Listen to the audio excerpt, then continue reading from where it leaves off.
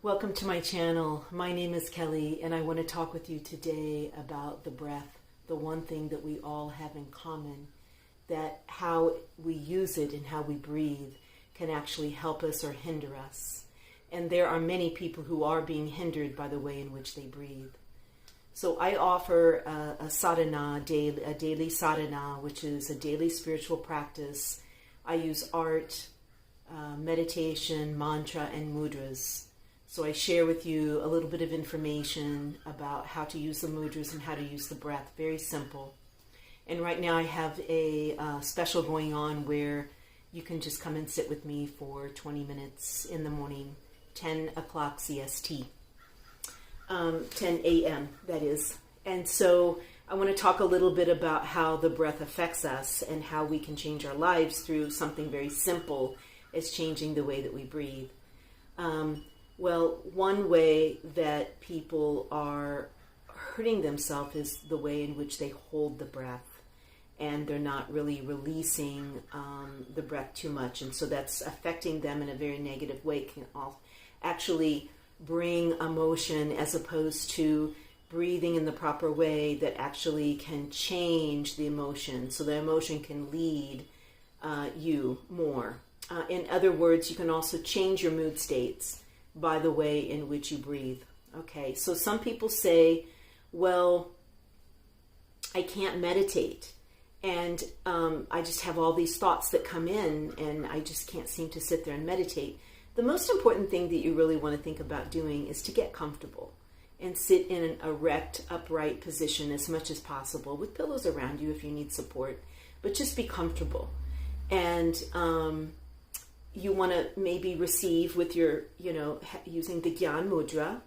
Maybe that's a little bit more in a better, just very lightly holding the pointer and the thumb. These actually represent fire and different elements, the 5 elements, the 5 fingers. So this is like a little circuitry that we use to direct energy when we're sitting in meditation. So back to the thought. So we have about 60,000 thoughts a day that are coming through our brains, our minds, and that's a good thing because we're set up that way. We need our thoughts. We need to be able to figure things out, and we need to be able to create and also problem solve through our thinking.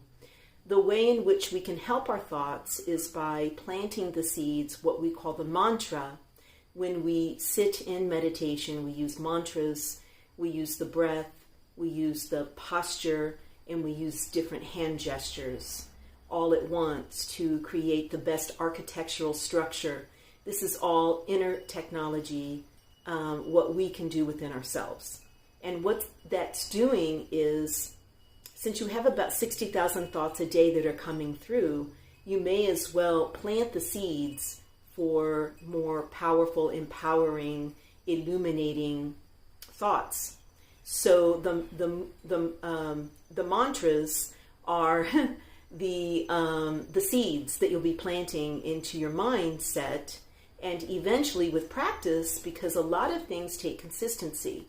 With practice, you can make perfect, right? So, or with practice, you can get better at something. You're never going to get better at anything if you don't have some consistency. So consistency is key. It doesn't have to be every single day, but if you can show up for yourself once a day, that's great. That's ideal. If you can't, it's okay. You just make it consistent and as much as you can.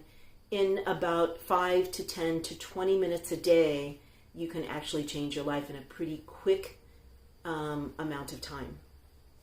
So what we're doing is we are planting the seeds of the mantra in the mind so that the beliefs that we hold within ourselves that are very unconscious, they sit in the subconsciousness, and we can't get to them, we can't feel them, we can't see them, we can't taste them, touch them.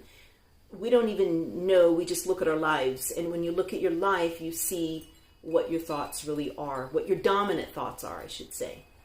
So we also have what we call empowering thoughts, and we have what we call disempowering thoughts or limiting beliefs.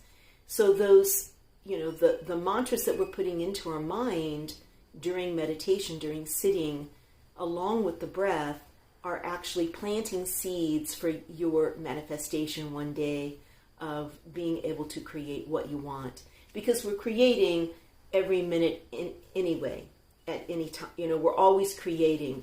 So you may as well get a hold of your thoughts and put in some mantras that are going to actually work for you so that you can manifest the life that you desire. And that's the ultimate goal. I am an art therapist, a coach, and a yogi, and I hope you enjoyed this today. If you do, give it a like, and until then, have a great life.